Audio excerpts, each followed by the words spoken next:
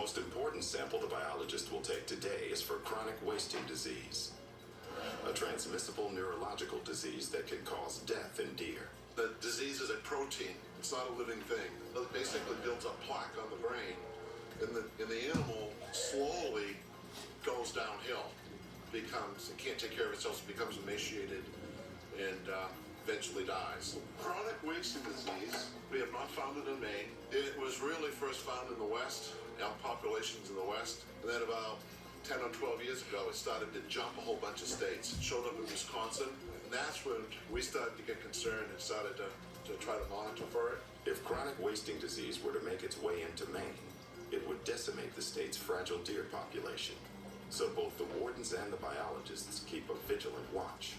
While sampling is done throughout the state, the biologists have concentrated their efforts on certain sites that may be prone to spread disease. We do targeted surveillance for chronic wasting disease in towns that either have a commercial deer farm or a substantial amount of winter feeding by the public.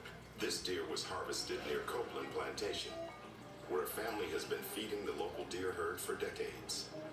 During the winter, hundreds of deer travel to the family's property to feed. Disease can be transmitted most effectively with wildlife when they're nose to butt, and that's what you get at a feeding station. That's where a disease can be transmitted more readily than if the deer are not concentrated. The protein is concentrated in the lymph node, so that's what we pull.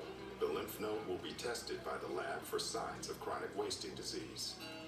Both the biologists and the wardens will continue to monitor the herd, test harvested deer, and educate the public about the signs of chronic wasting disease. I would say 99.9% of the hunters I've contacted to see if I could sample the deer have said yes, and have been very nice about it. So the hunters have also been very integral into the effort to let us sample their deer.